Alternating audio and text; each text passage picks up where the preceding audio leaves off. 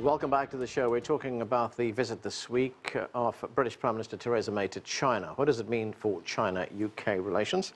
Let's get back to our panel right now. Tim Summers, the British ambassador to China, has been talking to the Chinese media, and he also talked about this visit being very important for issues beyond trade, issues like education, food, health, and life science. What do you see are the key areas where these two countries could cooperate beyond trade? Well, I think actually there's already quite a rich and deep relationship that goes beyond trade and investment issues. Prime Minister May started her visit in Wuhan, emphasizing the education ties. There's some 150,000 Chinese students in the UK, contributing £5 billion to the UK economy. There's growing interest in the UK, particularly I think in the business sector, in the healthcare opportunities in China. More and more companies looking to explore those areas. There's been a long-standing bilateral relationship between the two countries to work on science and technology exchanges. I mean, climate change is another issue, and this is an issue where China has taken a more proactive and responsible approach over recent years, and I think that very much fits with deepening UK-China ties in that area. So I think when Prime Minister May talks about taking the golden era to the next level, enriching that further, intensifying it, then actually that involves reaching out into all of these different areas across different aspects of society, and there's plenty of potential there. Stephen Perry, of course, the Chinese have also been talking about the visit. Let's listen to Premier Li Keqiang and what he had to say. Let's watch. Prime Minister May and I have co-chaired the new round of Prime Ministers meeting. The first thing we talked about is we will work together to uphold free trade while advancing globalization. It's essential for the two sides to send out a strong message that China and the UK are making efforts in boosting economic globalization and fighting against protectionism.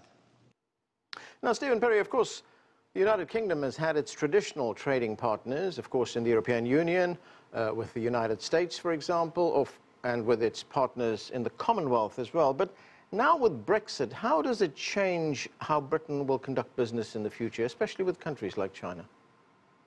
Well, I think there's a great opportunity here, isn't there, for Britain to transform its relationship with China, particularly when one or two countries are being a little bit reticent about going forward with China. It's an opportunity for the British to take a first move advantage. And I think we'll see some of that, maybe not quite as high profile as during a visit like this, but the opportunities are there. And there are a number of other areas where the British and Chinese can cooperate, not just in the areas of globalization and free trade, where we both have a great common interest.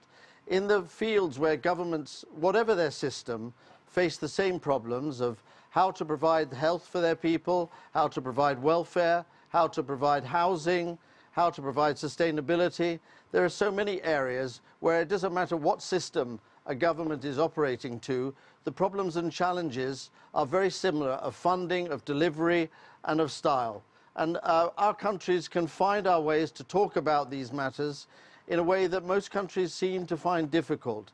China has done a lot of research in all these areas, and Britain can gain a lot from exchanging its experiences with China. So I think from the areas of globalization and free trade, right through to how you govern a country, into the fields of culture and sport, the opportunities are much greater with a developing country like China than in the historical partners. Not that we should forget the historical partners, but perhaps the opportunities to expand there are not as great as with a country like China.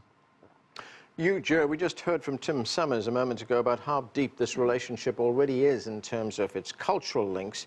But if we look at the investment links between these two countries, there are already something like 500 Chinese enterprises with offices in Britain. They've invested something like $21 billion. There's also a joint nuclear power project between the two countries. How advanced is this relationship in terms of investment already? Well, in terms of investment, if we're counting in the sectors and across all different sectors, and I actually found out that the most striking numbers at the moment UK and China collaborate very closely in terms of like agricultural products, in terms of beef and pork. This is something rather surprised me as well. So this is the trade side. Then on the investment side, you can see all the different sectors. The Chinese are very keen to put their money in the UK, and partially it's not because of Brexit. I think it's after Brexit, and this provides China a further opportunity to acquire certain technologies, and which is much harder to acquire compared with before the post-Brexit scenario in here. So I would say the investment is really come across all different sectors. If I may, just to come back on Tim's the talk regarding the cultural exchange, but also what I want to emphasize in here is also on the military cooperation as well.